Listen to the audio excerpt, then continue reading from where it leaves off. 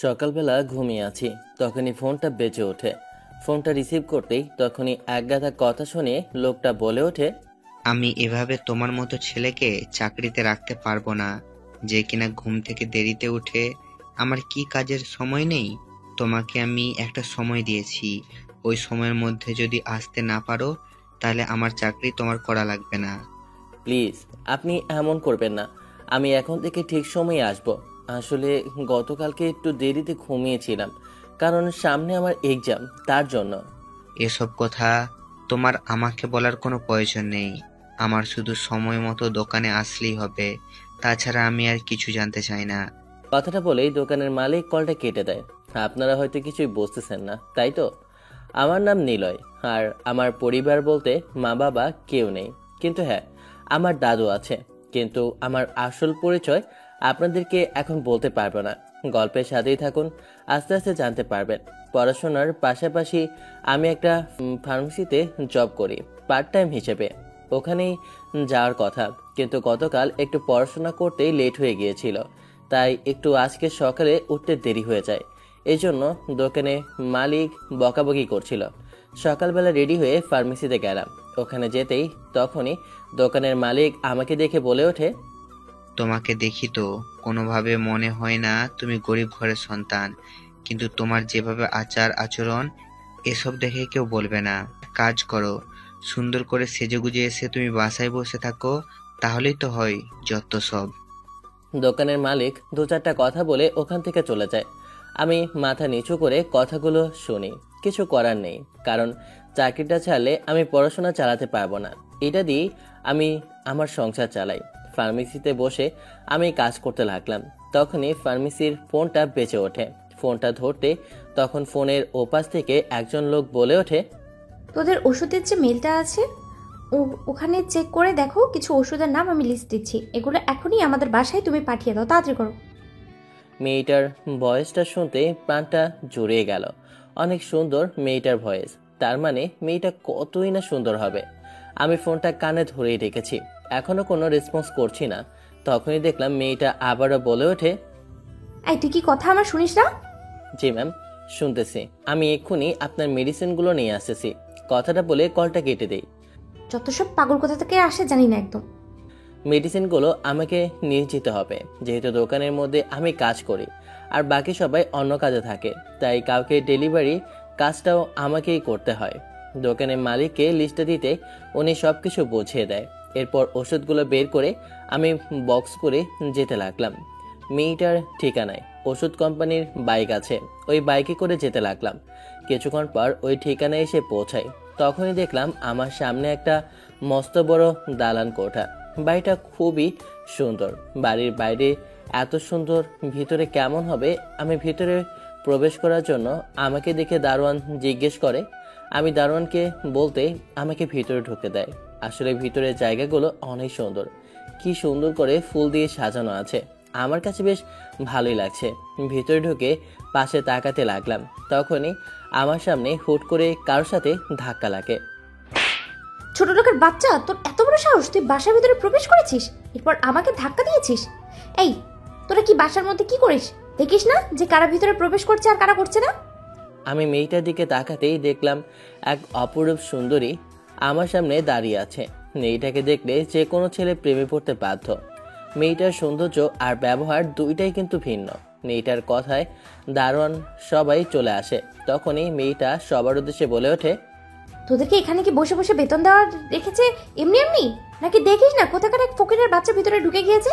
ওর জামা থেকে কেমন দুর্গন্ধ বেরোচ্ছে। ময়লা কম দামি জামা কাপড় পরে বাসার ভিতরে প্রবেশ করেছে, আমার এই ব্যাগটাই নোংরা করে ফেলেছে। মেয়েটা আমাকে নানা ধরনের কথা বলে অপমান করতে লাগলো। তখন আমি মেয়েটার উদ্দেশ্যে বলে উঠি, আসলে ম্যাডাম, আপনার কিছু মেডিসিন ছিল, ওইগুলো আমি নিয়ে এসেছি। ফকিরের বাচ্চা, তুই একটা সাধারণ ফার্মেসিতে জব করা ছেলে, আমার এই বাড়িতে ঢোকার সাহস কি করে হয় তোর? দারোয়ান, এখনই ছেলেটাকে এখান থেকে ধাক্কা দিয়ে বের করে দাও, আমার পুরো সব প্লটটাই নষ্ট করে দিল। মেডিসিনের প্যাকেটটা দারুণ নিয়ে আমাকে ধাক্কা দিয়ে বের করে দেয়। আমি মুচকে একটা হাসি দিলাম।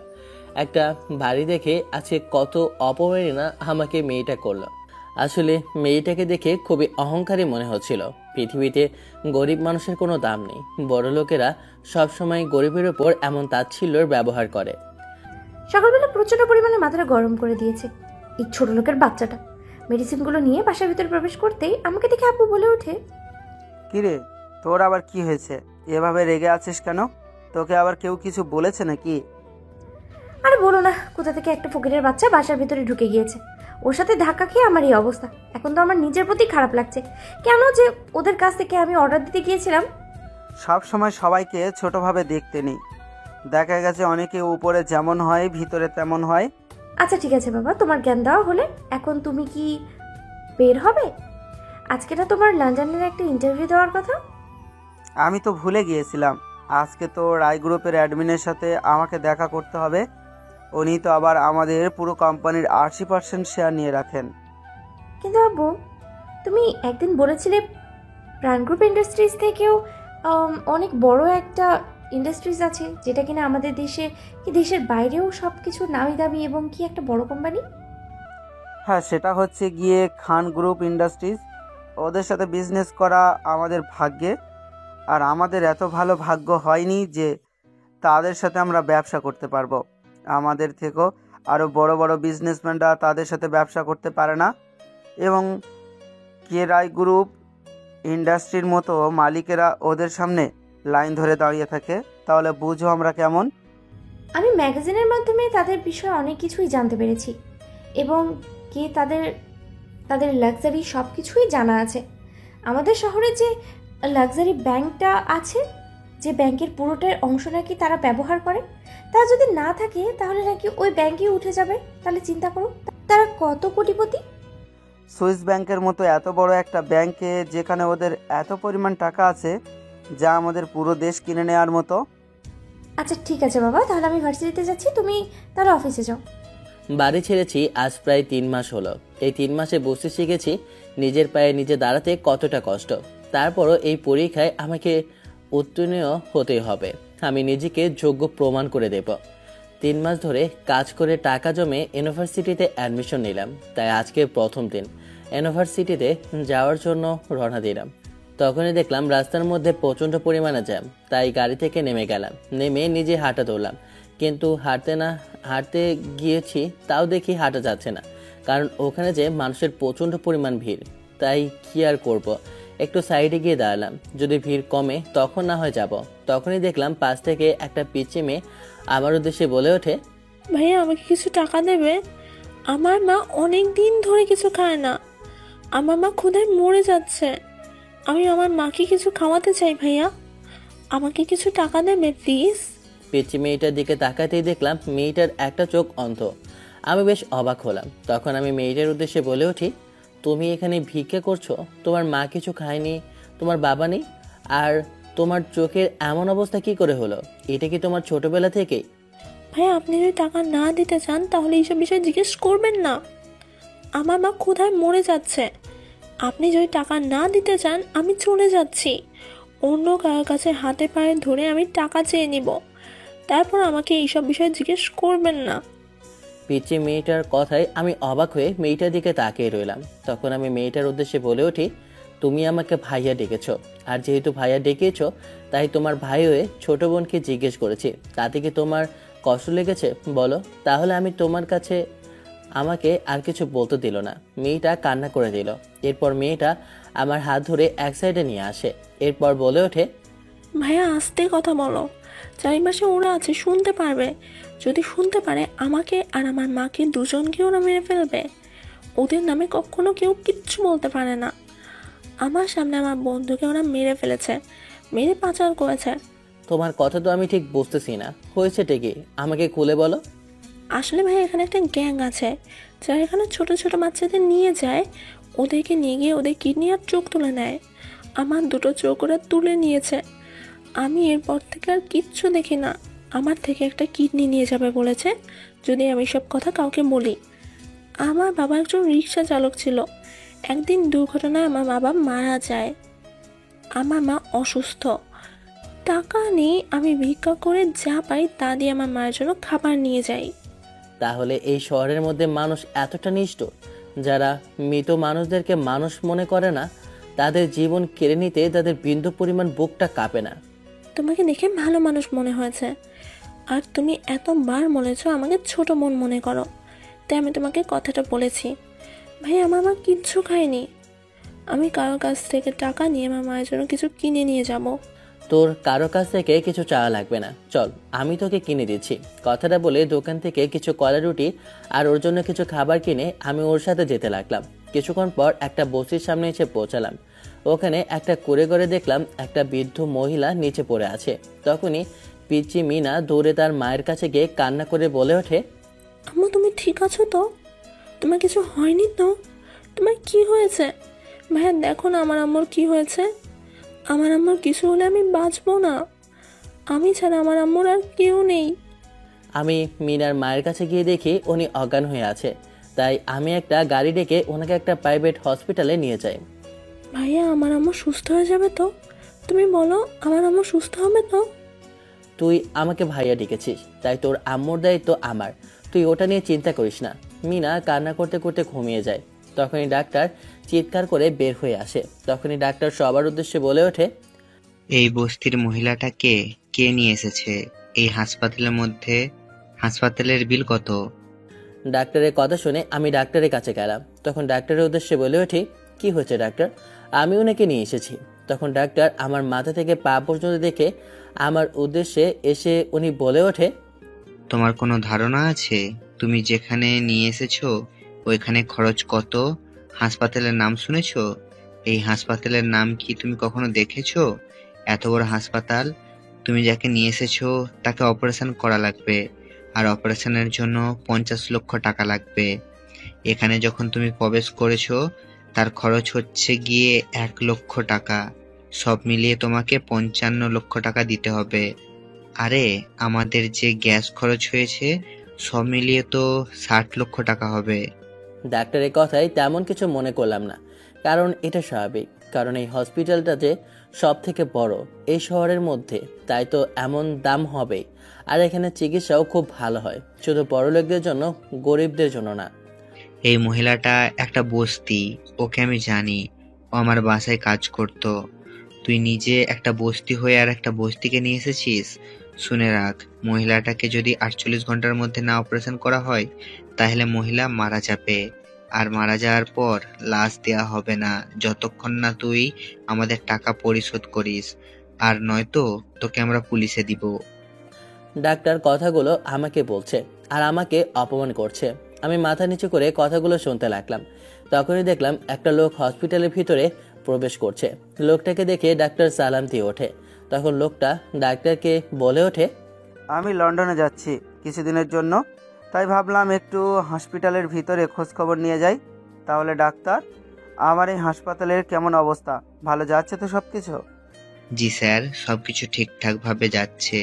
আর আমেরিকা থেকে কিছু ভালো হার্ট সার্জারি ডাক্তার আমাদের এখানে আসতেছে। ওনারা কিছুদিনের জন্য এখানের কয়েকটা রোগীর হার্ট সার্জারি করবে। বুঝতে পারলাম তাদের কথা শুনে সামনে থাকা লোকটা হচ্ছে গিয়ে এই পুরো হসপিটালের মালিক। তার জন্য ডাক্তার এভাবে সম্মান দিয়ে কথা বলছে। তখনই লোকটার নজর আমার দিকে পড়ে। আমাকে দেখে লোকটা কেমন জানি না থমকে দাঁড়িয়ে যায়। তাকে সরিয়ে আমার উদ্দেশ্যে কাঁপা কাঁপা কণ্ঠে বলে ওঠে, আপনাকে আমি কোথাও দেখেছি, আমার মনে হয় আসছে না। আপনাকে আমি জানি, আমি কোথায় যেন দেখেছি আপনাকে, খুব মনে পড়ছে। কি আপনি, নাম কি আপনার? আরে কি বলেন স্যার, ও একটা বস্তি থেকে উঠে আসা লোক। চুপ করো তুমি। আরে বলুন না, আপনাকে জানি আমি, কোথায় যেন দেখেছি, আমার মাথায় আসছে না, কিন্তু আমি জানি না, মনে হচ্ছে আমি আপনাকে কোথায় দেখেছি। আপনার কথা ভুল হচ্ছে স্যার, আপনি হয়তোবা ভুল দেখেছেন। আমার মতো হয়তোবা কাউকে আপনি মিলিয়ে নিয়েছেন। আর উনি সত্যি বলেছে, আমি বস্তি থেকে এসেছি। আর এখানে এসেছি আমার মায়ের চিকিৎসার জন্য, কিন্তু এখানে অনেক টাকা, আমি জানতাম না, না জেনে নিয়ে এসেছি। আর স্যার, আপনি এসব কথা বলেন না তো। এসব ফকিরের সাথে আমি এসব বিষয়ে হ্যান্ডেল করে নিচ্ছি। আপনি এখন লন্ডনে যাবেন আপনার অফিসের কাজের জন্য। আপনি তাহলে যান, আমি আপনাকে বাহির পর্যন্ত এগিয়ে দিয়ে আসছি। হসপিটাল থেকে বের হতে হতে আমি মনে করতে লাগলাম যেন লোকটাকে কোথাও আমি আগে দেখেছি, কিন্তু আমার মনে আসছে না। লোকটা আসলে কে? ছেলেটাকে আমার না জানি না কেমন, তাও আবার বলল লাক্সারি জায়গার মধ্যে। আবার ভাবলাম তাহলে এটা হয়তো বা মনের ভুল, কারণ এখন সাধারণ পোশাকে ছেলেটা এখানে দাঁড়িয়ে আছে।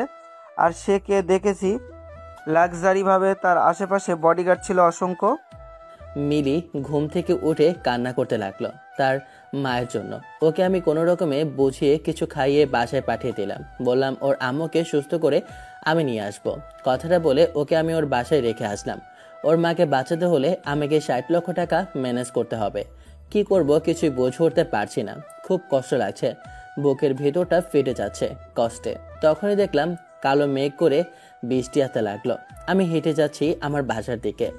আজকে ভার্সিটিতে যাওয়া হয়নি, প্রথম দিন ছিল, কিন্তু আজকে এমন একটা কিছু হবে তা কখনো ভাবতে পারিনি। আজকে মিনার জন্য আমাকে কিছু করতে হবে, এটা ভাবতে আমার কাছে কষ্ট হচ্ছে। আমি যে ছেলে আগে টাকার ওপরে শুয়ে থাকতাম, টাকাকে টাকা মনে করতাম না, সবসময় নিজের জন্য খরচ করতাম, আজকে অন্যের জন্য খুব খারাপ লাগছে।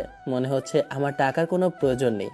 যদি ওদেরকে আমার টাকা থেকে মাত্র 60 লক্ষ টাকা দিতে পারতাম তাহলে আমার যেন এটাতেই শান্তি পেতাম। তখনই মুষলধারে বৃষ্টি নামলো। হঠাৎ করে আমার চোখ দিয়ে পানি পড়ছে। চোখের পানি আর বৃষ্টির পানিতে কিছু দেখা যাচ্ছে না। একটু ভালোভাবে তাকিয়ে দেখলাম ব্যাংকের একটা মেসেজ, যেখানে সংখ্যা প্রায় মিলিয়ন। আমি মুচকি হাসি দিয়ে বললাম, এখন মনে হয় ফোন আমার সাথে মজা করা শুরু করে দিয়েছে। কথাটা ভেবে একটা হাসি দিলাম।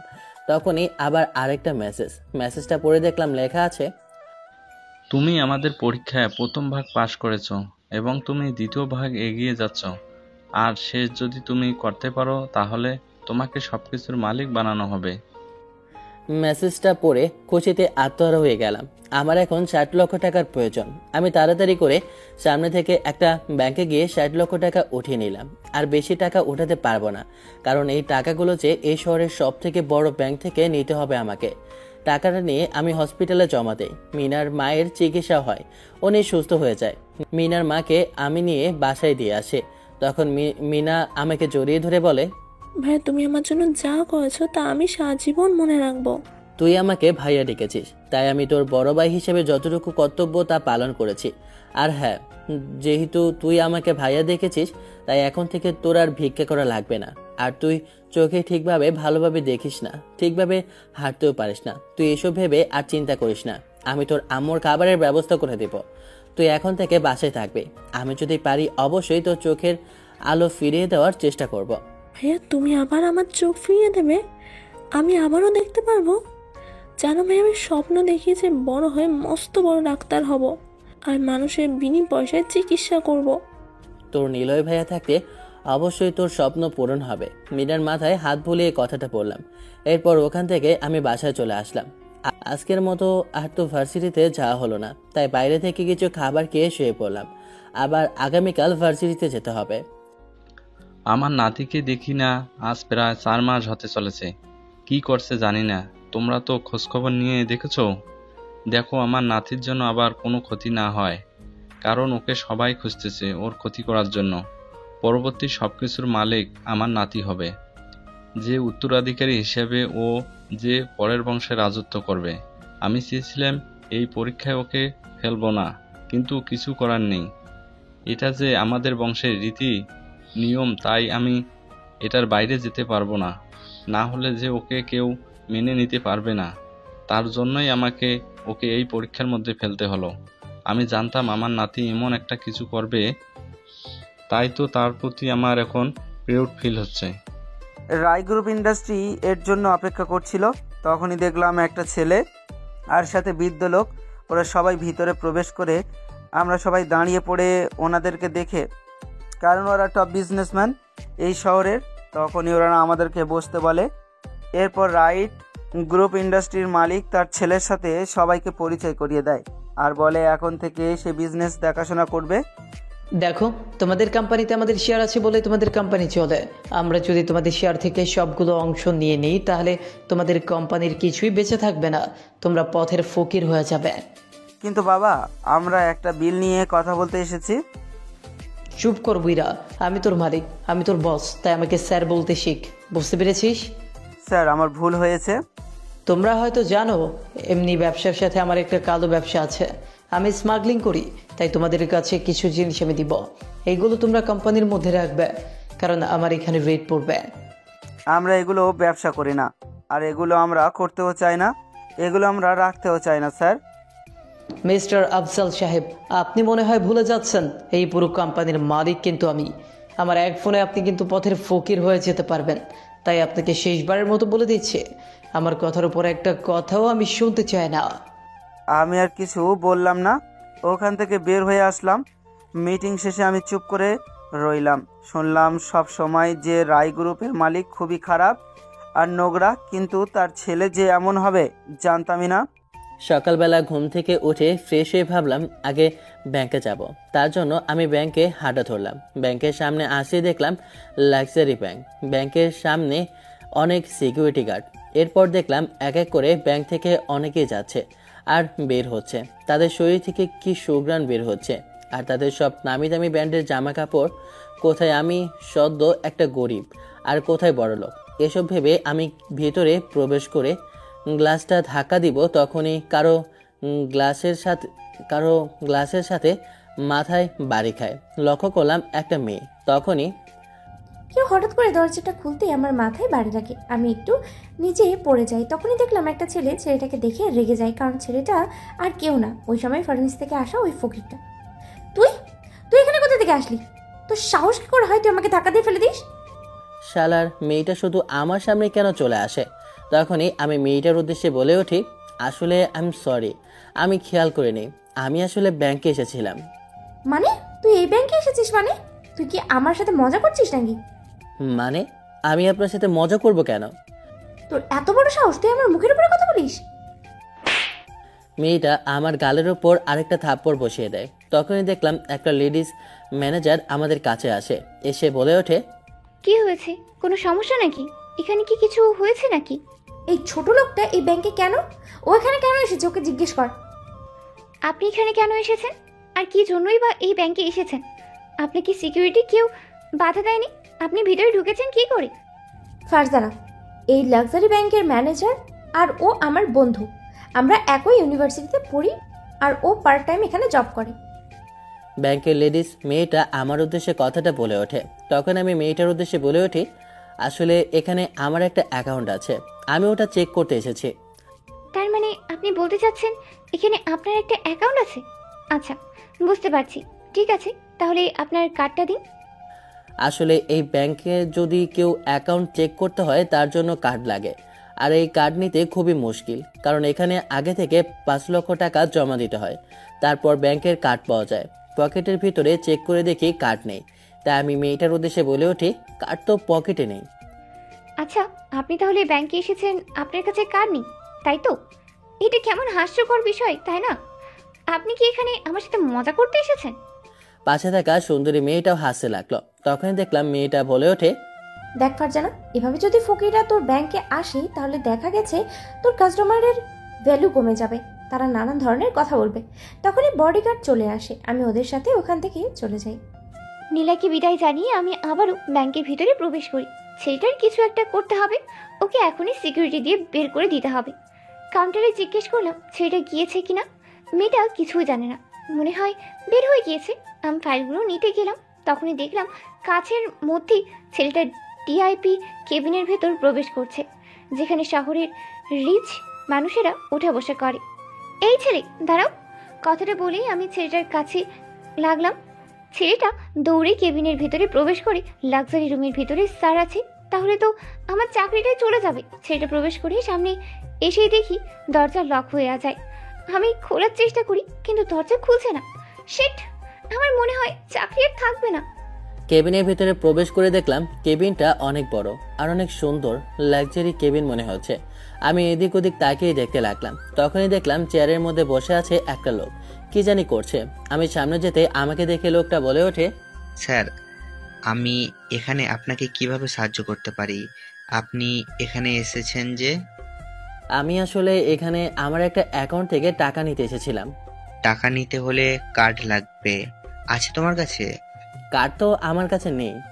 কার্ড নেই? তাহলে এখান থেকে বের হয়ে যাও, কার্ড ছাড়া টাকা হবে না। আর টাকা থাকলেই তো তুমি টাকা তুলবে, তাই না? আর তোমাকে পোশাক আশাক দেখে তো মনে হয় তুমি রাস্তা থেকে উঠে এসেছো। আমার ব্যাংকে টাকা আছে, আর আছে বলেই তো আমি টাকা নিতে এসেছি। এত বাহানা করার কি আছে? তো তুমি এখনই এখান থেকে বের হয়ে যাও। লোকটা আমাকে ধাক্কা দিয়ে বের করবে, তখনই মনে পড়লো দাদু বলেছিল এসব ব্যাংকে নাকি আমার আগে থেকেই ফিঙ্গারপ্রিন্ট দেওয়া আছে। কথাটা মনে পড়তেই লোকটার উদ্দেশ্যে বলে ওঠে, আসলে আমার ফিঙ্গারপ্রিন্ট আছে, আমি ওটা দিতে পারবো। ছেলেটার কথায় অবাক হয়ে ছেলেটার দিকে তাকালাম, কারণ ফিঙ্গারপ্রিন্টের কথাটা সবাই জানে না। আর ছেলেটা কি করে জানলো? তখন আমার কেমন জানি না সন্দেহ হলো, তাই টোপ বের করে ছেলেটার উদ্দেশ্যে বলে ওঠে, ঠিক আছে, ফিঙ্গারপ্রিন্ট দাও, দেখি তোমার অ্যাকাউন্ট আছে কিনা। ম্যানেজারের কথায় আমি আমার ফিঙ্গারপ্রিন্টটা দিলাম, কিন্তু নো অ্যাক্সেসটা দেখেই তো ম্যানেজার রেগে যায়, আর রেগে আমার উদ্দেশ্যে বলে ওঠে, আমার আগে সন্দেহ হয়েছিল তুমি একটা বাটপার। আমি এখনই পুলিশকে কল করছি, ফোন দিচ্ছি, কিন্তু ফোন এখনো লাগছে না। তখনই ছেলেটা আমার উদ্দেশ্যে বলে ওঠে, প্লিজ আমাকে আরেকবার চেষ্টা করতে দিন, মনে হয় আমার হাতের মধ্যে ময়লা, তার জন্যই ফিঙ্গারপ্রিন্ট কাজ করছে না। প্লিজ আরেকটা বার আমাকে সুযোগ দিন। আমার কথা শুনে লোকটা আবার বলে ওঠে, ঠিক আছে, তোমাকে এই শেষবারের মতো সুযোগ দেওয়া হচ্ছে। এবার যদি তোমার ফিঙ্গারপ্রিন্ট না কাজ করে তাহলে কিন্তু তোমাকে আমি পুলিশে দিয়ে দিব। শেষবারের মতো আমি ফিঙ্গারপ্রিন্ট দিলাম, এবার অ্যাক্সেস নিয়েছে। ছেলেটার অ্যাকাউন্ট যখন অ্যাক্সেস নেই, আমি ভেরিফিকেশন চেক করে দেখলাম ভেরিফিকেশন নিয়েছে। অ্যাকাউন্টের ভিতরে চেক করতে আমার চোখ কপালে উঠে গিয়েছে, কারণ এই পরিবারটা যে সাধারণ কোনো পরিবার না। আমাদের শহরকে পুরো বিশ্বের মধ্যে নাম্বার 1 যদি কোনো বিজনেসম্যান হয়ে থাকে তাহলে খান গ্রুপ ইন্ডাস্ট্রিজ। আরে তার এখানে কিছু অংশ আছে বিধায় আমাদের এই ব্যাংকটা চলে। আপনি খান বংশের পরিবারের। সরি স্যার, আমার অনেক বড় ভুল হয়ে গিয়েছে। আপনি চাইলে আমাকে মারতে পারেন, এমনকি যা ইচ্ছে করতে পারেন। স্যার, আমাকে ক্ষমা করে দেন। আমি বুঝতে পারিনি, আপনাকে চিনতে ভুল করেছি, অনেক বড় অপরাধ করেছি। আমি তো বলদ, তাই আপনাকে চিনতে অসুবিধা হয়েছে আমার। আচ্ছা বাদ দেন, এখন এখানে অ্যাকাউন্টে কয় টাকা আছে সেটা আমাকে বলুন। অ্যাকাউন্টটা চেক করতে আমার তো মাথা ঘুরে গেল, কারণ এই অ্যাকাউন্টের মধ্যে যে বিলিয়নের টাকা আছে। স্যার, আপনাদের এখানে প্রায় 500 কারেন্ট সোনা আছে, হীরা আছে, আর বলতে গেলে ডায়মন্ডের অভাব নেই, আর টাকা বিলিয়ন। এক কথায় এখান থেকে এগুলো সব উঠিয়ে নিলে আমাদের ব্যাংকটা পুরো খালি হয়ে যাবে। তুমি এক কাজ করো, তুমি এখান থেকে আমাকে 5 লক্ষ টাকা দাও। এই 5 লক্ষ টাকা দিয়ে মিনার চোখের চিকিৎসা অবশ্য হয়ে যাবে। জি স্যার, আমি এক্ষুনি আপনাকে টাকাগুলো দিচ্ছি। ম্যানেজারের কাছ থেকে টাকাটা নিয়ে আমি বের হব, তখনই দেখলাম ওই লেডিস ম্যানেজার মেয়েটা আমাকে দেখে আমার হাত ধরে টেনে সিকিউরিটি নিয়ে আসে। এরপর আমার উদ্দেশ্যে বলে ওঠে, তুই তো মনে হয় আমার চাকরিটা খেয়েই ফেলবে। তোর এত বড় সাহস! আজকে তোকে এখানে পিটিয়ে আমি রক্তাক্ত করে ফেলে রাখবো। তোর জন্য তো আমি এখন চাকরি হারিয়ে ফেলবো। তখনই সিকিউরিটি আমাকে মারতে আসবে, আর ওই ম্যানেজার চলে আসে। ম্যানেজার এসে ওদের উদ্দেশ্যে বলে ওঠে, তোমরা এখানে কি করছো? আরে স্যার, তোমাদের কি মাথা খারাপ হয়ে গেছে? তোরা এখানে কি করতে যাচ্ছিস? স্যার, ও একটা বাটপার, ওইখানে ঢুকে গিয়েছে। আপনাকে কোনো ডিস্টার্ব করেনি তো? চুপ করো। তুমি তুমি বেশি জানো? তুমি কার সাথে কথা বলছো তুমি কি জানো? তোমার কোনো ধারণা আছে তার সম্পর্কে? এক্ষুনি ক্ষমা চাও তুমি। মেয়েটা যেন চুপ হয়ে গেল, যে কোনো কথাই বলছে না। স্যার কেন এই ছোট লোকটার জন্য এমন কথা বলছে? মেয়েটার মাথায় যে কোনো কিছুই ঢুকছে না। সরি স্যার, আমি আপনাকে চিনতে পারিনি।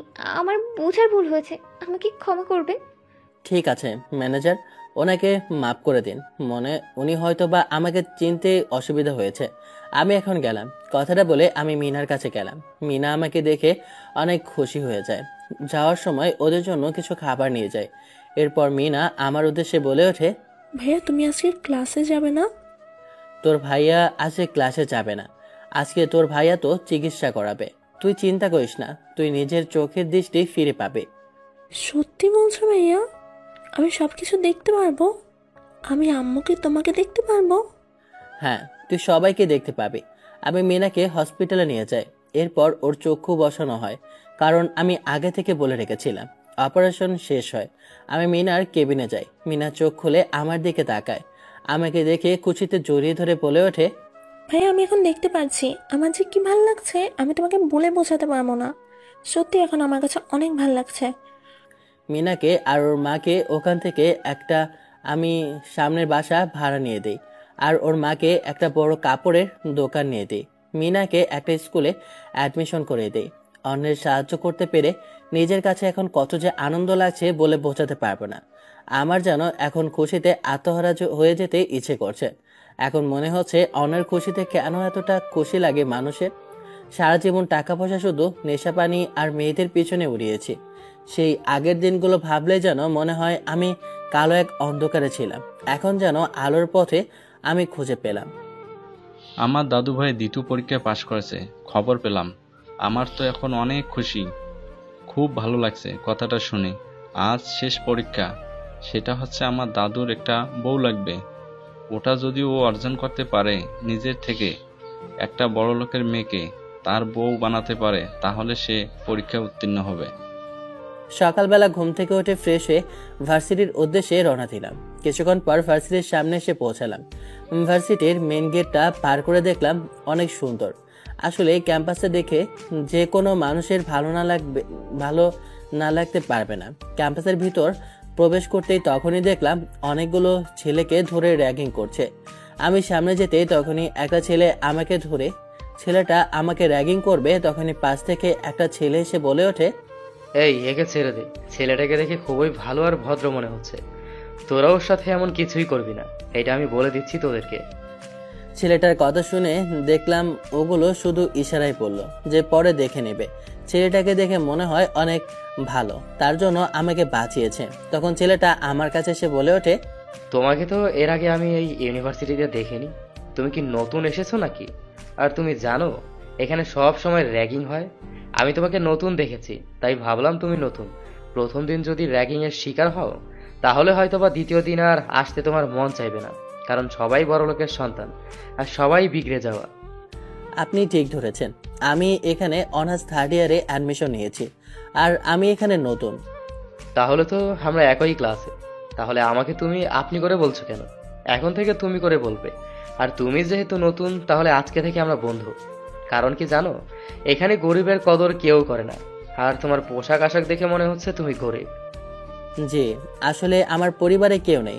আমি নিজেই যা করি আর পার্ট টাইম জব করি, আর তাতেই আমার চলে যায়। আসলে তোমার মতো আমার একটা বন্ধু ছিল, তাই তোমাকে দেখে ওর কথা মনে পড়লো।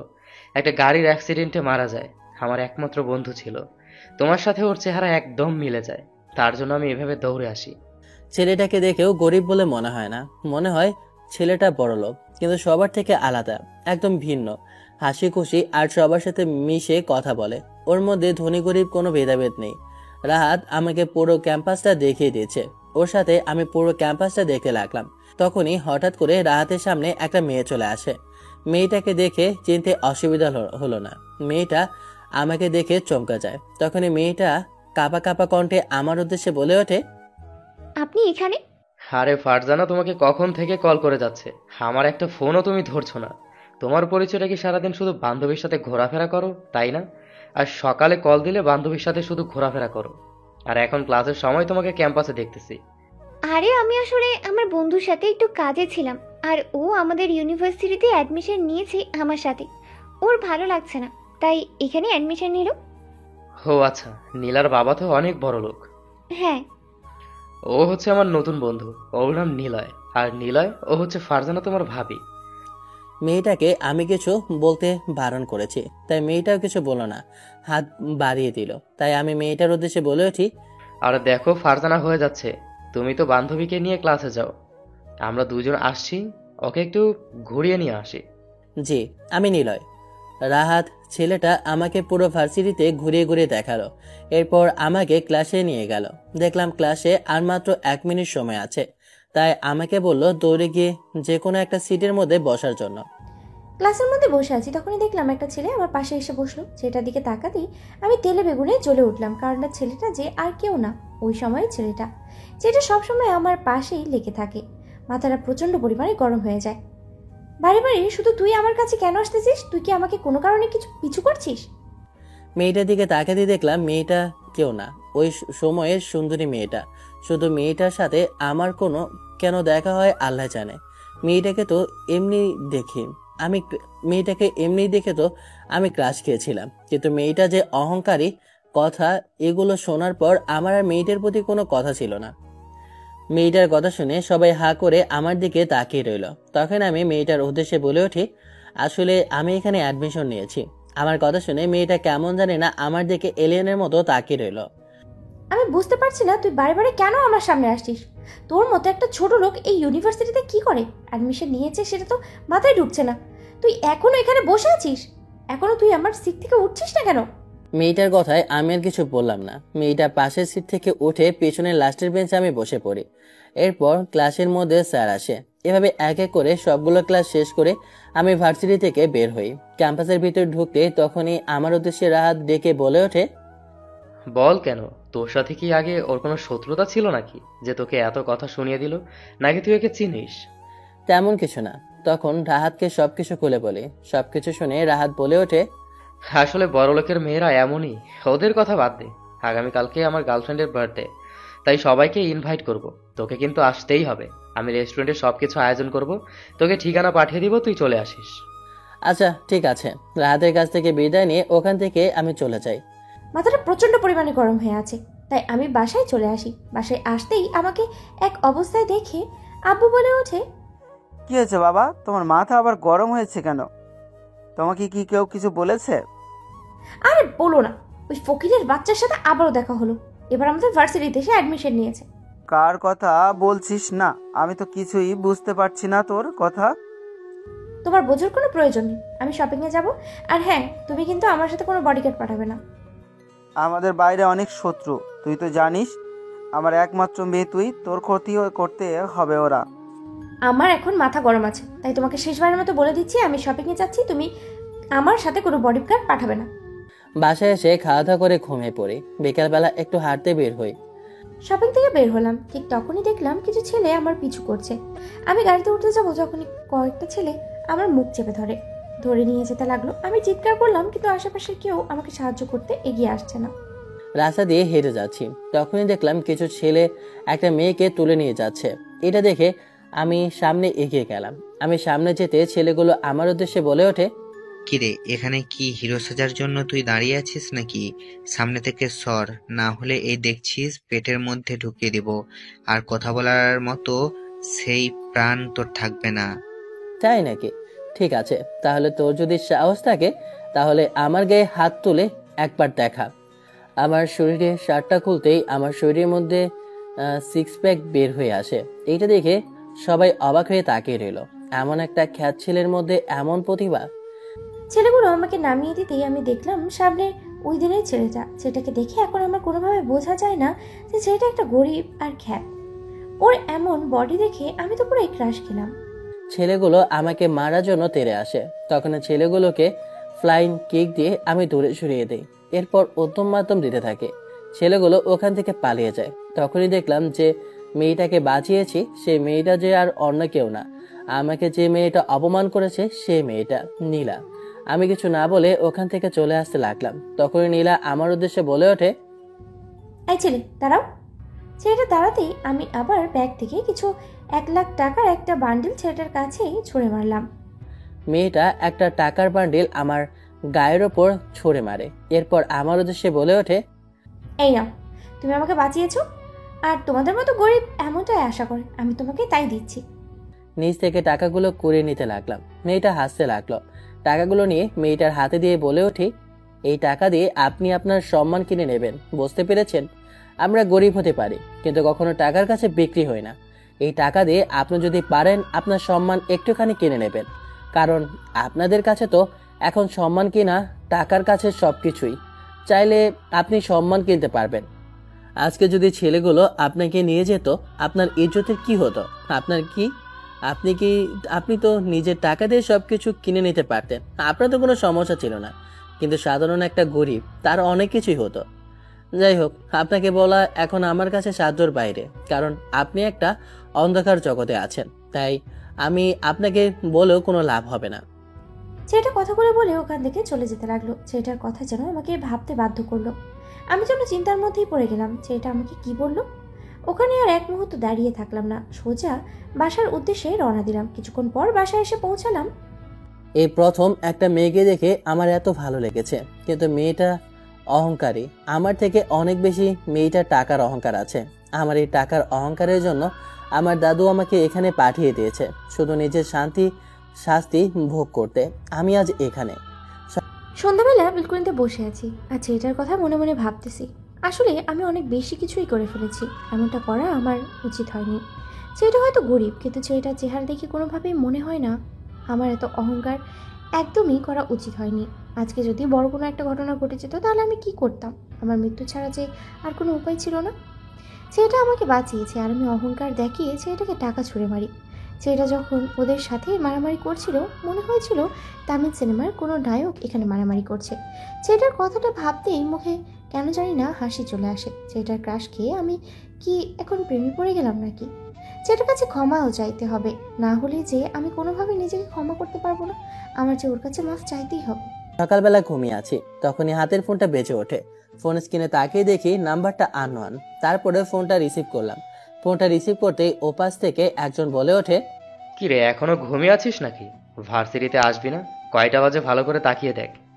ফোনটা রিসিভ করে বুঝতে পারলাম কটা রাহাত করেছে। ওকে বলে ওঠে, গতকালকে পড়তে একটু লেট হয়ে গিয়েছিল, তাই আজকে ঘুম থেকে উঠতে দেরি হয়েছে। আমি আসতেছি 5 মিনিটের মধ্যে। কথাটা বলে কলটা কেটে দেই। প্রায় 10 মিনিটের মধ্যে ভার্সিটির সামনে এসে আমি পৌঁছাই। আমাকে দেখে রাহাত বলে ওঠে, আজকে বলেছিলাম না আমার গার্লফ্রেন্ড ফারজানার বার্থডে, তোকে উপস্থিত থাকতে হবে। আমি সব আয়োজন কিন্তু করেছি। ক্লাস শেষে আমরা সবাই কিন্তু ওকে সারপ্রাইজ দিব। এরপর আমি আর রাহাত দুজনে ক্লাসের ভিতরে প্রবেশ করি। এরপর সবগুলো ক্লাস শেষ করে বের হতে তখনই রাহাত আমার উদ্দেশ্যে বলে ওঠে, আচ্ছা ঠিক আছে, তাহলে তুই এক কাজ কর, এই ঠিকানায় চলে যা। ওখানে গেলে কেক দেবে, কেকটা নিয়ে আস। আমি রেস্টুরেন্টে যাচ্ছি, তুই ওখানে আয়।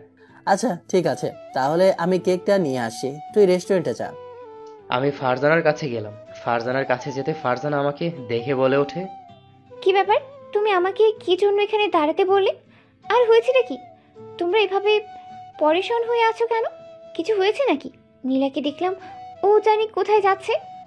তখনই আমি একটা ডায়মন্ডের আংটি ফারজানার সামনে রেখে বলে ওঠে, happy birthday to you my dear সোনা। এই জন্মদিন তোমার জন্য ছোট্ট একটি উপহার।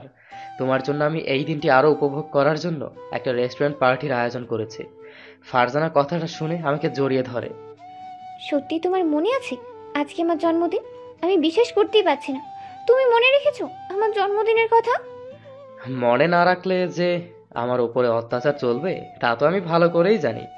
মনে মনে কথাটা বললাম। তখনই ফারজানা আবারও বলে ওঠে, তুমি আবার কি ভাবতেছো? আর সবাইকে কি তুমি ইনভাইট করেছো? হ্যাঁ, আমি সবাইকেই ইনভাইট করেছি। আর চলো আমরা এখন রেস্টুরেন্টে যাই। নীলা ওখানে যাচ্ছে। ওকে আমি বলেছি তোমার জন্মদিনের কথা। ওই সব কিছু আয়োজন আগে থেকেই করেছিল। রেস্টুরেন্টের ভিতরে প্রবেশ করব, তখন একটা ছেলের সাথে ধাক্কা লাগে। ছেলেটা কেমন কোন নজরে আমার দিকে তাকিয়ে আছে। তখন আমি ঠাস করে একটা চর বসিয়ে দিই। তোর চোখ কি কপালে থাকে নাকি? দেখে চলাফেরা করতে পারিস না? মেয়েটার কত বড় সাহস, এই আকাশ রায়কে থাপ্পড় মারে! তোমাকে দেখার পর নিজেকে আর সামলাতে পারছি না, বুঝেছ? ছেলেটা কথাটা বলে আমার হাতটা শক্ত করে ধরে, তারপর ছেলেটা আমাকে জড়িয়ে ধরে। আমি আর ফারজানা আমরা রেস্টুরেন্টের সামনে আসতেই দেখলাম নীলা একটা ছেলের সাথে ঝামেলা করছে। তখন আমি ছেলেটাকে এক ধাক্কা দিলাম। ছেলেটা আমার দিকে কেমনভাবে তাকিয়ে রইল আর বলে উঠল, তুই আমার গায়ে হাত তুললি, তোর এত বড় সাহস!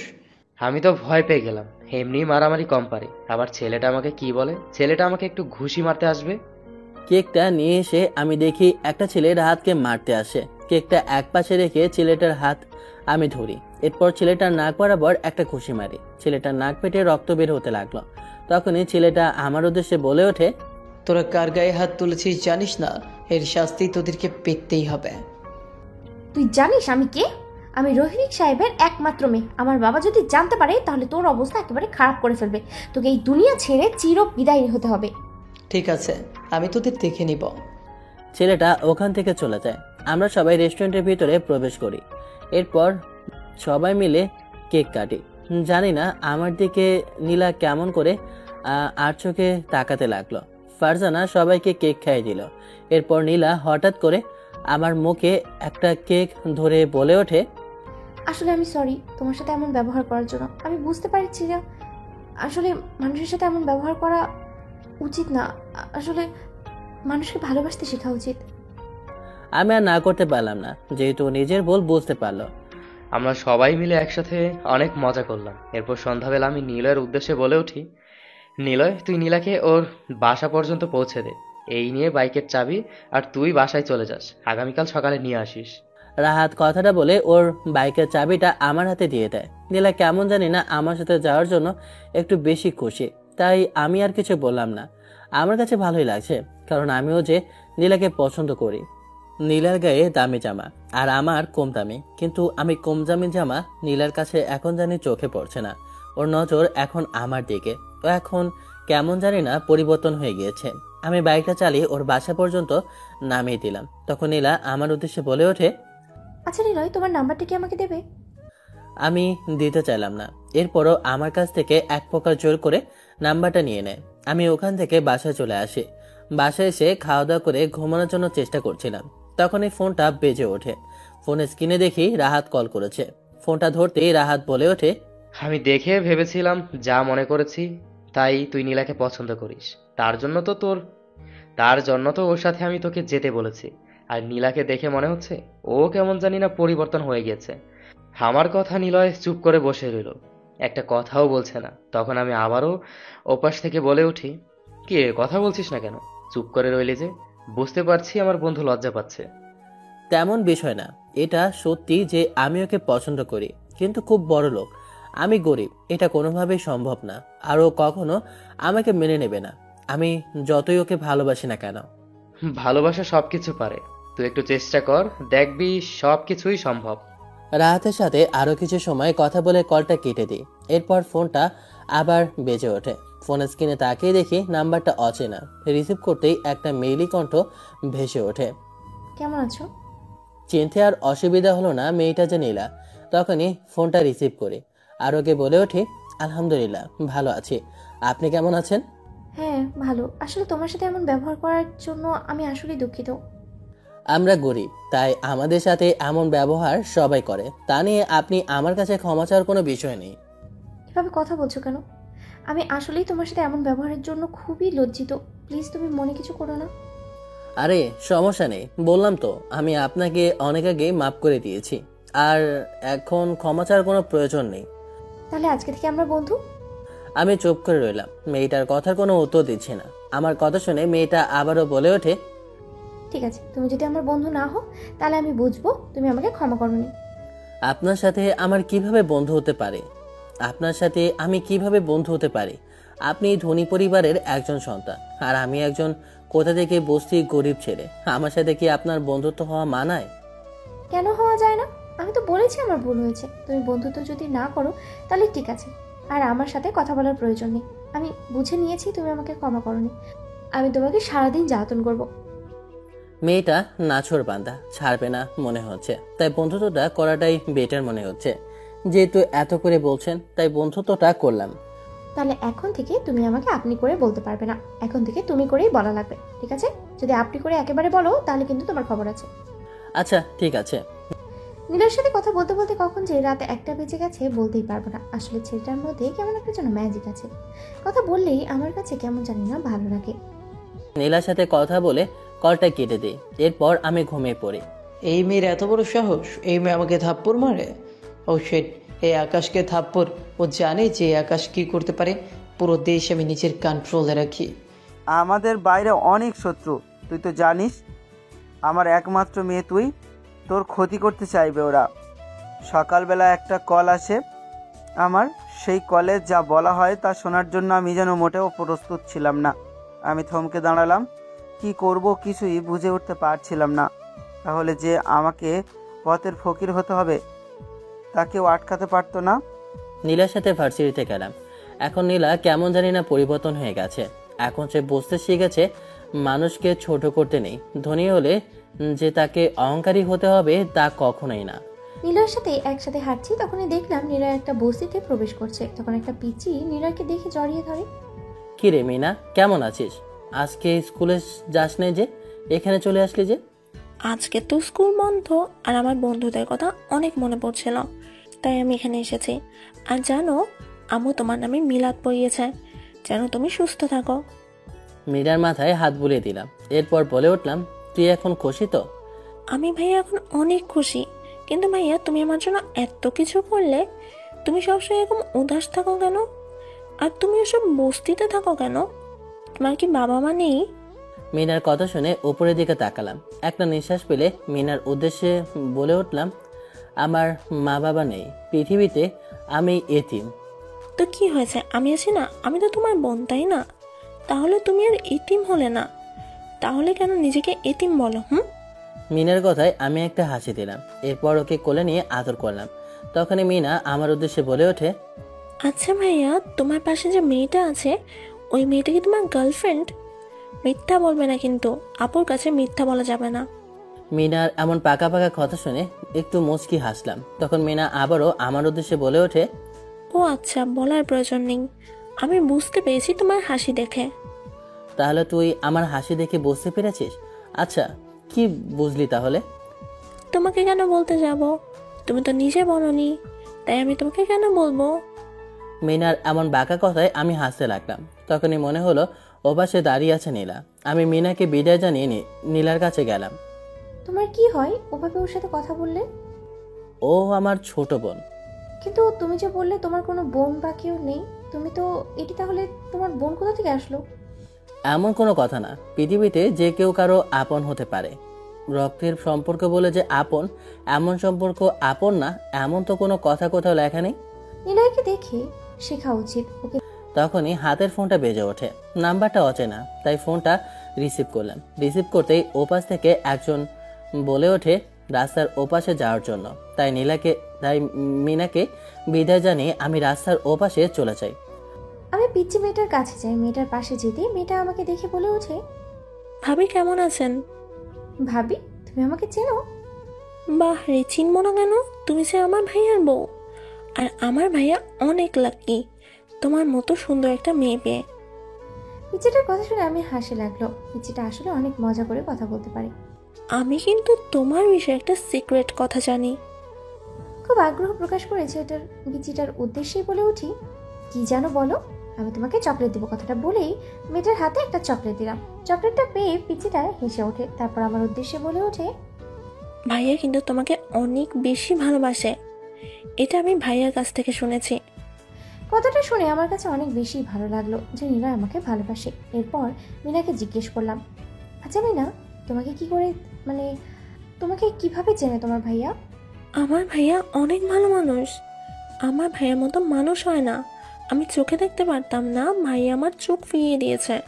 আমার আম্মু অসুস্থ ছিল, অপারেশনের জন্য টাকা ছিল না, আমার ভাইয়া অপারেশনের জন্য টাকা দিয়েছে। আপুকে সব কিছুই বললাম। সব কিছু শুনে তখন আপু আমার উদ্দেশ্যে বলে ওঠে, তুমি কি নীলয়ের আসল পরিচয় জানো? আসল পরিচয় মানে? বুঝলাম না, আসল পরিচয়? না, ঠিক আছে, সমস্যা নেই। আমি ওখান থেকে চলে আসতে লাগলাম। আমার কাছে কেমন জানি না খটকা লাগতে লাগলো। নীলয়ের মতো সাধারণ একটা ছেলে কি করে ওই দুটি চোখে ফিরিয়ে দেয়? আমার কাছে কেমন জানি না লাগতে শুরু করলো। আমার মনে হচ্ছে পিচি মেয়েটা কি বলতে কি বলে ফেলেছে, হয়তো বা ভুলভাল বলেছে। এসব বলে আমি বাসায় চলে যেতে লাগলাম। আমি রাস্তায় চলে আসলাম। রাস্তায় আসতেই তখনই একটা লোক দাঁড়িয়ে আছে। লোকটার হাতে একটা চিঠি পড়ে দেখলাম, কংগ্রাচুলেশন দাদু ভাই, তুমি পরীক্ষায় পাশ করেছো। আগামীকাল থেকে তোমার সব কথা মেনে চলবে সবাই। হয়তোবা আমি আমার এই পুরনো লাইফকে ভুলতে পারবো না। জীবনে একটা শিক্ষা পেয়েছি, টাকা হলে কখনো অহংকার করতে নেই। এসব ভাবতে ভাবতে ঘুমিয়ে পড়ি। সকালবেলা ঘুম থেকে উঠে ফ্রেশ হয়ে আমি ভার্সিটিতে গেলাম। আজকে হয়তোবা ভার্সিটিতে আমার শেষ দিন হবে, কারণ আমাকে এখন যে সামলাতে হবে আমার দায়িত্ব। এসব ভেবে আমি ভার্সিটির দিকে যাচ্ছি। তো ক্যাম্পাসের ভিতর প্রবেশ করলে দেখলাম রাহাত বসে আছে, আর কেমন জানি না দুশ্চিন্তায় আছে। আমি ওর কাছে যেতেই রাহাত আমার উদ্দেশ্যে বলে ওঠে, বাবা, তুমি কি সত্যি ভেবেছো আমি এই শর্তে মেনে নেব? টাকা পয়সা কি এতটাই বড় যে একটা বাবার চোখে নিজের মেয়ের সম্মান কিছুই না? নীলা, আমি জানি এটা ভুল, কিন্তু আমি অসহায়। আমি এত বছরে যা গড়েছি সব মুহূর্তেই শেষ হয়ে যাবে। সম্মান টাকা দিয়ে কেনা যায় না বাবা। যদি আজ আমি মাথা নত করি তবে শুধু আমি নয়, তুমিও মরবে লজ্জায়। আকাশের মতো মানুষকে যদি আজ শেখাতে না পারি তবে সে আরও কয়েকটা নোংরা খেলায় টেনে। তুমি আসলে কি বলছো বাবা? আমি কিছুই বুঝতে পারছি না। আমি আকাশকে থাপ্পড় মেরেছি ঠিক আছে, কিন্তু এর সঙ্গে তোমার সম্মান আর আমাদের সংসারে কি সম্পর্ক? সম্পর্ক আছে নীলা। আকাশ শুধু একটা ছেলে নয়, সেই দেশের বড় ব্যবসায়ী, ক্ষমতাধর মানুষ। তার একটা কথায় শেয়ার মার্কেট দুলে ওঠে। আমাদের সব বিনিয়োগ, আমার এত বছরের ঘাম ঝরানো পরিশ্রম সবই ওর কোম্পানির সাথে জড়িত। আর তুই তাকে অপমান করেছিস।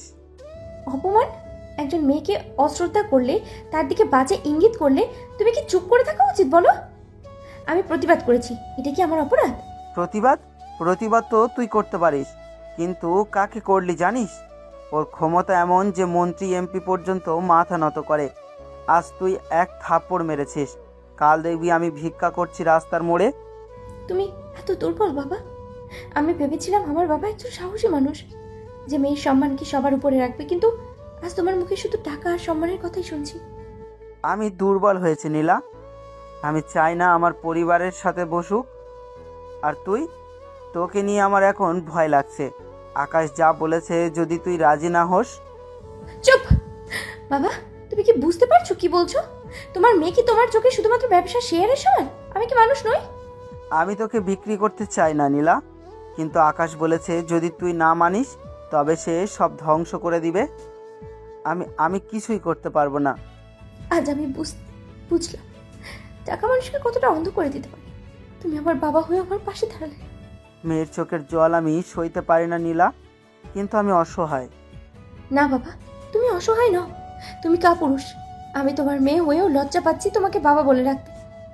বাবা মাথা নিচু করে দাঁড়িয়ে থাকলেন। ঘরের ভেতরে অদ্ভুত নীরবতা, শুধু টিকটিক করে দেয়ালের ঘড়িটারই শব্দ। সেই শব্দ যেন আমার বুকের ভেতরে হাহাকার বেজে ওঠাচ্ছে।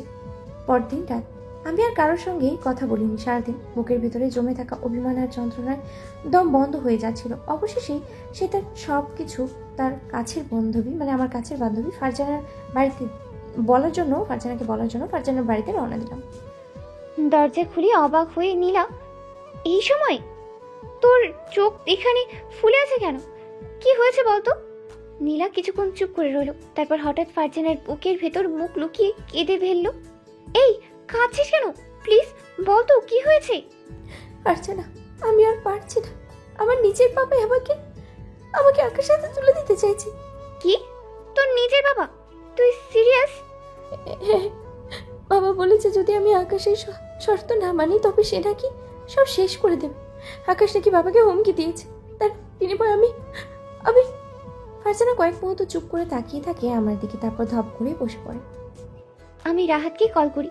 ফোনটা রিসিভ করি রাহাত তখন পর উদ্দেশ্য বলে ওঠে। হঠাৎ ফারজানার কল, তখনই ফারজানা ওপাশ থেকে বলে ওঠে, আমি রাহাতকে সবকিছু খুলে বলি। আমি আসছি, তোমরা ওখানেই দাঁড়াও। ওকে সবকিছু খুলে বলি। সবকিছু শোনার পর নিলয় বলে ওঠে, তাহলে তো এখন আমাদের নীলার পাশে দাঁড়ানো দরকার। আমি আর রাহাত দুজন নীলার কাছে গেলাম। কেউ আমাকে বাঁচাতে পারবে না, কেউ আমাকে ওর হাত থেকে বাঁচাতে পারবে না। আমি আর রাহাত দুজন ভিতরে প্রবেশ করতেই দেখলাম নীলা কান্না করছে ফারজানাকে জড়িয়ে ধরে। দেখো না তুমি কিছু করতে পারো কিনা। তুমি তো অনেক কি জানো, আর তোমার বাবাও তো অনেক বড় বড় কোম্পানির সাথে কথা বলে। রায় গ্রুপ ইন্ডাস্ট্রিজ আমাদের দেশের সব থেকে বড় কোম্পানি। ওদের সাথে টক্কর দেওয়ার মতো আজ পর্যন্ত আমি কাউকেই দেখিনি। গ্রুপটার কখনো নাম শুনিনি আমি, তাই ওখান থেকে ওদেরকে বললাম আচ্ছা আমি আসতেছি 1 মিনিট। কথাটা বলে দাদুভাইকে একটা কল করলাম। ফোনটা রিসিভ করতেই ওপাশ থেকে দাদুভাই বলে ওঠে, দাদু ভাই, এতদিন পর তোমার এই বুড়ো দাদুকে মনে পড়লো তোমার? কি করবো বলো, আমার যে একটা শর্ত ছিল তার জন্য আমি তোমার সাথে যোগাযোগ করতে পারিনি, তোমার থেকে সাহায্য নিতেও পারিনি, কিন্তু এখন তো শর্ত পূরণ হয়েছে। তোমার মতো এত কষ্ট আর অপমান আমাদের কেউ সহ্য করেনি। সবাই একটু না একটু সাহায্য নিয়েছে, কিন্তু তুমিই একমাত্র যে কিনা কোনো সাহায্য ছাড়াই তোমার টেস্ট তুমি পূরণ করেছো। আচ্ছা দাদুভাই, তোমাকে কল করেছি, তুমি কি রায় গ্রুপ ইন্ডাস্ট্রিজকে চেনো? ওই তো আমাদের 1% শেয়ার, ওইটা দিয়েই যা চলে আর কি। কেন, কি হয়েছে? না বেশি কিছু না। এরপর দাদুভাইকে সবকিছু খুলে বললাম। সবকিছু শোনার পর দাদুভাই বলে ওঠে, তুমি হচ্ছ আমাদের চেয়ারম্যান। তুমি বললে তো ওদের বংশকে নির্বংশ করে দিতে পারবো। তুমি একটিবার বলো কি করতে হবে, তাহলে বোমা মেরে উড়িয়ে দিব। পুরো শহর থেকে ওদের নাম নিশানা উঠে যাবে। না, তেমন কিছু করা লাগবে না, তুমি শুধু এতটুকু বলে দিলেই হবে। আচ্ছা, আমি তোমার জন্য লোক পাঠিয়ে দিয়েছি, আর কিছু রেয়ার প্লেন আর প্রাইভেট জেট বলে দিচ্ছি। ওইগুলো তোমার ইউনিভার্সিটিতে চলে যাবে। তুমি চলে যেও। আমি আর আমার বাবার কাছে থাকতে চাই না, যেতে চাই না, চলে যেতে চাই অনেক দূরে, অনেক অনেক দূরে চলে যেতে চাই। তখন ফারজানা আর রাহাত এর উদ্দেশ্যে বলে উঠি, তোমরা একটু বাইরে যাবে, আমার নীলয়ের সাথে কিছু কথা আছে। আমি ভিতরে প্রবেশ করতে তখন ফারজানা আর রাহাত ওরা দুজন চলে যায়, আর নীলা আমার উদ্দেশ্যে বলে ওঠে, নীলয়, তুমি আমাকে সত্যি আর মিথ্যে দুটো শিখিয়েছ। অন্ধকার জগৎ থেকে আসার আলো তুমি আমাকে দেখিয়েছ। ভালো খারাপের তফাৎ আমি বুঝতাম না, তুমি আমাকে বুঝিয়েছ। অহংকার আমার মধ্যে ছিল, সেই অহংকার তুমি আমার ভেঙে দিয়েছ। আমি বুঝতে পেরেছি নারী ভালোবাসাতে জানে পুরুষকে, আর পুরুষের ভালোবাসায় নারী এগিয়ে যায়। সত্যি বলতে তোমার এই ভালো মানসিকতা দেখে আমি তোমায় ভালোবেসে ফেলেছি। তুমি কি আমার জীবনসঙ্গী হবে? আমি তোমাকে নিয়ে এই দেশ ছেড়ে চলে যেতে চাই, বহু দূরে, যেই দূরে আমাকে কখনো রায় গ্রুপের কেউ খুঁজে পাবে না। আমি আমার মনের কথা নিজেকে বলে দিচ্ছি, কারণ হয়তোবা যে আমি ওদের হাত থেকে বাঁচবো না। যদি ওদের হাতে ধরা পড়ি তাহলে আমি নিজের জীবনকে শেষ করে দেব। তার জন্য আমি নিজের মনের কথাগুলো এখন বলে দিচ্ছি। আমি জানি তুমি একটা খারাপ ডিসিশন নিতে যাচ্ছ, তার জন্য তুমি আমাকে কথাটা বলছো। কথাটা শুনে কান্না করে দিল নীলা। তখন আমি নীলাকে হাত দিয়ে জড়িয়ে ধরে বলি, তুমি যদি আমাকে ভালোবাসো তাহলে চলো আমার সাথে ভার্সিটিতে। আমার কথা শুনে রাহাত আর ফারজানা ওরা সবাই হা করে আমার মুখের দিকে তাকিয়ে রইল। কি বলছো তুমি? ওরা কিছু সময় পর আসবে আমার কাছে। পাগল হলি নাকি? আমরা যেখানে লুকিয়ে থাকি না কেন, ওরা আসবেই আমাদের কাছে। আমার কথায় সবাই চুপ হয়ে রইল। তখন নীলা বলে ওঠে, চলো আমি তোমার সাথে ভার্সিটি যাবো। কথাটা বলে আমি নীলয় আর আমরা দুজন ভার্সিটির ভিতরে গেলাম, ক্যাম্পাসে গেলাম। দেখো কিছু হবে না, তুমি এসব নিয়ে চিন্তা করো না। আমরা ক্যাম্পাসের মধ্যে কথা বলছিলাম, তখনই দেখলাম 10 থেকে 15টা গাড়ি ক্যাম্পাসের ভিতরে প্রবেশ করতে। আরও অনেকগুলো গুন্ডা, তাদের হাতে গান, সবাই AK-47 নিয়ে আসে। তখনই দেখলাম একটা দামি গাড়ি থেকে আকাশ নেমে আসে আর আমার বুকে বন্দুক রেখে বলে ওঠে, আমাকে চিনতে ভুল করেছিস তোরা। আমি কে তোরা জানিস না? আমি চাইলে পুরো শহরটা কাঁপিয়ে ফেলতে পারি। তোরা না বুঝে আমার গায়ে হাত তুলেছিস, অপমান করেছিস। আর এই যে সুন্দরী, আজকে তুমি আমার খাটের রানী হবে। দেখি আমি তোমাকে আমার হতে কে আটকায়। পৃথিবীতে এমন কেউ নেই যে কিনা আমার উপরে কথা বলতে পারবে। একটা হাসি দিলাম। তখনই আকাশ আমাকে থাপ্পড় মারবে। তখনই আকাশের হাতে একটা গুলি চলে আসে আর এসে আকাশের হাতে লাগে। কার এত বড় সাহস সে রায় গ্রুপ পরিবারের উপর হামলা করে? আমি করেছি, তোর বাপেরও বাপ আফজাল চৌধুরী। আমার দাদুভাইকে দেখে তো রীতিমতো কেঁপে উঠলো আকাশ। ওরা সবাই হাঁটু গেড়ে বসে আমার দাদুভাইয়ের কাছে মাপ চাইতে লাগলো। স্যার আপনি এখানে? আমার অনেক বড় ভুল হয়ে গেছে। আমি ভাবতে পারিনি আপনি এইসবের সাথে আছেন। আমি কখনো না হলে আসতাম না, আমাকে যেতে দিন। আমার অনেক বড় ভুল হয়ে গিয়েছে। তোর ভুল হয়েছে। তোর জানিস তুই কাকে মারতে গিয়েছিলি? আরে তোর তো জানা উচিত ছিল, তুই যার খাস তুই তাকে মারছিস। দাদুভাইয়ের কথা শুনে অবাক হয়ে আমার দিকে তাকিয়ে রইল আকাশ। তখন আমার উদ্দেশ্যে বলে ওঠে, ও তো একটা ফকিনের বাচ্চা, ওর সাথে আপনার কি সম্পর্ক? কথাটা শুনে দাদুভাই এক মুহূর্ত দেরি করলো না। পকেট থেকে পিস্তলটা বের করে একটা গুলি করে আকাশের মাথায় একেবারে কপাল বরাবর। আকাশ ওখানে পড়ে যায় আর সবার উদ্দেশ্যে বলে ওঠে, এটা হচ্ছে খান চৌধুরী গ্রুপ অফ ইন্ডাস্ট্রিজের চেয়ারম্যান নিলয় চৌধুরী। সবাই তো হা করে তাকিয়ে রইল, কারণ আমরা সব সময় লাক্সারিভাবে চলাফেরা করি। আমাকে এমন অবস্থায় দেখেছে ওরা কখনো ভাবতেও পারেনি। নীলা তো আমার দিকে কেমনভাবে তাকিয়ে রইল। তখন দাদুভাই একটা প্রাইভেট জেট দেখিয়ে দিয়ে বলে ওঠে, দাদু ভাই তুমি যাও, বৌমাকে নিয়ে আমি এসব দেখিয়ে নিচ্ছি। আমি প্রাইভেট জেটের সামনে গেলাম। এরপর হাঁটু গেড়ে হাত বাড়িয়ে নীলার উদ্দেশ্যে বলে উঠি, নীলা তুমি আমাকে ভালোবাসো শুধু সাধারণ একটা ছেলে হিসেবে, কিন্তু এখন আমি একজন বিলিয়নিয়ার। এখনো কি তুমি আমাকে ভালোবাসবে? আমাকে সেই আগের মতো করে আপন করে রাখতে পারবে? হয়তো তোমার কাছে আমি আমার সত্যিটা লুকিয়েছি, কিন্তু এটা ছাড়া আমার তোমাকে পেতে হলে তোমাকে ঠিকভাবে সঠিক রাস্তায় নিতে হলে আমার এটা করা জরুরি ছিল। তুমি যদি মনে করো তোমাকে শুধু ভালো রাস্তায় আনার জন্য আমি এসব করেছি, তাহলে তুমি ভুল বুঝছো। আমি তোমাকে প্রথম দেখেই ভালোবেসে ফেলেছি, তাই তো তোমাকে নিজের আপন করে রাখতে চাই। তখন নীলা দৌড়ে আসে আমার কাছে, এসে আমাকে শক্ত করে জড়িয়ে ধরে বলে ওঠে, আমিও তোমাকে অনেক বেশি ভালোবাসি, অনেক বেশি, নিজের চাইতেও বেশি তোমাকে ভালোবেসে ফেলেছি। নিলয়, তুমি যেমনই হও না কেন, আমার কাছে তুমি সাধারণ সেই খ্যাত নিলয় থাকবে। আমি তোমাকে আমার সেই সাধারণ নিলয় হিসেবেই ভালোবাসতে চাই।